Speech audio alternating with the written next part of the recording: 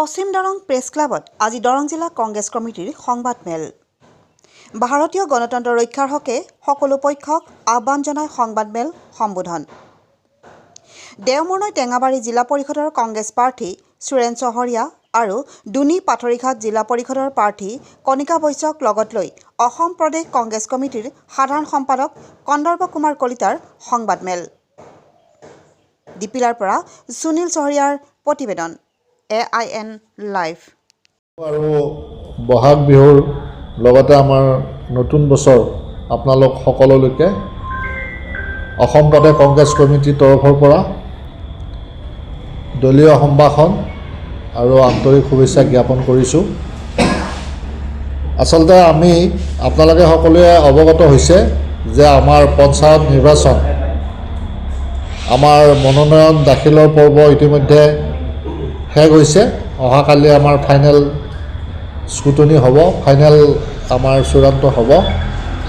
আমি ভাৰতীয় জাতীয় কংগ্ৰেছৰ তৰফৰ পৰা আমি চিপাঝাৰ সমষ্টিত বিশেষকৈ আমাৰ 1 নম্বৰ দেওমৰনৈ টেঙাবাৰী জিলা পৰিষদৰ আৰু 4 নম্বৰ পথৰুঘাট ধুনী জিলা পৰিষদ আৰু 3 নম্বৰ বদলগুৰি দুমুনচুকী জিলা পৰিষদ, এই 3টা জিলা পৰিষদ সমষ্টিত আমি দলীয় প্ৰাৰ্থিত্ব ইতিমধ্যে আমি প্ৰদান কৰিছোঁ। আৰু আমাৰ এই এলেকাৰ যিমান AP মেম্বাৰ আছে, আমাৰ ডিপিলাকে ধৰি আমাৰ পাথৰিঘাট, এই আটাইবোৰত AP মেম্বাৰ আমি ইতিমধ্যে আমি দিছোঁ।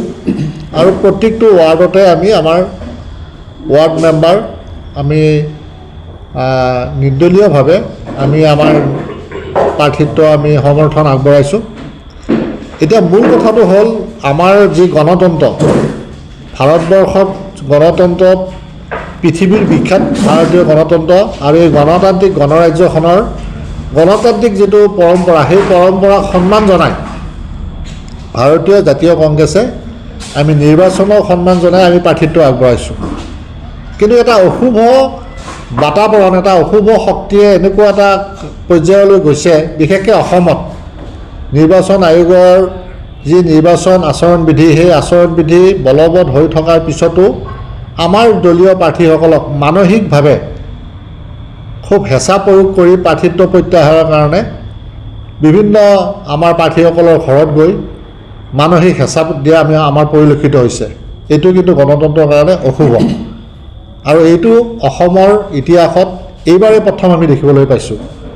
কাৰণ নিৰ্বাচনটো এটা স্বতঃস্ফূৰ্ত আৰু নিকাভাৱে হ'ব লাগে। প্ৰাৰ্থীসকলৰ ঘৰত আনকি স্থানীয় বিধায়কগৰাকী চিপাঝাৰ সমষ্টিৰ স্থানীয় বিধায়ক পৰমানন্দ ৰাজবংশী তেখেতে নিজেও আমাৰ বিভিন্ন প্ৰাৰ্থীৰ ঘৰত গৈ তেওঁ আমি প্ৰাৰ্থিত্ব দিয়াৰ পিছত এই নিজে গৈ প্ৰাৰ্থিত্ব প্ৰত্যাহাৰৰ কাৰণে ক'ৰবাত যোৱা বুলি আমাৰ হাতত অভিযোগ আহিছে। আৰু আমাৰ কেইবাজনো AP মেম্বাৰৰ, আজি মই এজন AP মেম্বাৰ বৰমপুৰ, তেখেতক মই লগ পাইছোঁ, তেখেতকো মানসিকভাৱে হেঁচা প্ৰয়োগ কৰা বুলি খবৰ আহিছে। আৰু এই ধৰণৰ বিভিন্ন জেগাত আমাৰ মানে বিভিন্ন মানসিক হাৰাশাস্তি কৰিছে, বিশেষকৈ শাসকীয় দলৰ বিধায়কৰ নেতৃত্বত কিছু তেওঁলোকৰ দলীয় সতীৰ্থই। আৰু এইটো আমি আচলতে খুবেই দুখ পাইছোঁ আৰু এইটো আমি গৰিহণা দিছোঁ। এনেকুৱা হ'ব নালাগে। আমাৰ নিকাভাৱে নিৰ্বাচন অনুষ্ঠিত হ'ব লাগে আৰু আমি সকলোৱে গণতন্ত্ৰ ৰক্ষাৰ স্বাৰ্থত যাতে গণতন্ত্ৰটো ৰক্ষা হয় তাৰ কাৰণে সকলোকে আমি আগবাঢ়ি আহিবলৈ আমি আহ্বান জনাইছোঁ। আৰু নিৰ্বাচন হ'ব বেলট যোগে, বেলটত যুদ্ধ হ'ব। ভোট জনসাধাৰণে জনমত যাৰ ফালে বেছি সেই নিৰ্বাচনত জয়লাভ কৰিব। সেই সুস্থ পৰিৱেশটো আহিবলৈ দিয়ক। দেশখন আমি ৰক্ষা কৰিব লাগিব। ভাৰতীয় সংবিধান, পবিত্ৰ সংবিধানখন আমি ৰক্ষা কৰিব লাগিব।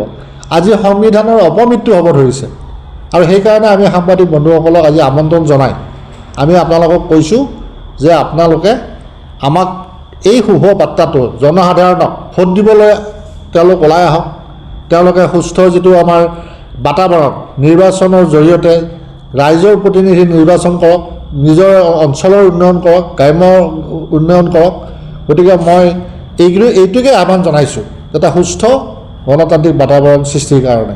সমষ্টিত বিশেষকৈ চিপাঝাৰ সমষ্টিত আমি প্ৰতিটো জিলা পৰিষদৰ লগতে প্ৰতিখন পঞ্চায়তত আমি প্ৰাৰ্থিত্ব ওলাবলৈ আমি সক্ষম হৈছিলোঁ, কিন্তু বহু জাগাত আমাৰ প্ৰাৰ্থিত্ব প্ৰদান নকৰিবলৈ ভয় ভাবুকি দিছে বহু জাগাত।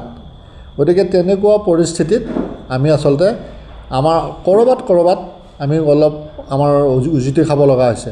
কাৰণ এনেকুৱা গ্ৰাম্য অঞ্চলৰ কিছুমান ভিতৰুৱা জেগা আছে, তেওঁলোকে জনবলটো বাদ দিয়ক, ধনবলৰ জৰিয়তে এই ধৰণৰ কৰা আমাৰ হাতত অভিযোগ আহিছে, আৰু সেই অভিযোগবিলাক আমি অহাকালিৰ পিছত আপোনালোকক আমি জনাম। কাৰণ যিহেতু অহাকালি এটা চূড়ান্ত পৰ্যায় আহিব, আৰু আমি আহ্বান জনাইছোঁ যে এই ধৰণৰ মানে ভয় ভাবুকি দি আমাৰ প্ৰাৰ্থীসকলক ভীতিগ্ৰস্ত কৰাটো এইটো উচিত নহয়, আৰু তেওঁলোকে তাৰ পৰা বিৰত থাকিবৰ কাৰণে আমি আহ্বান জনাইছোঁ।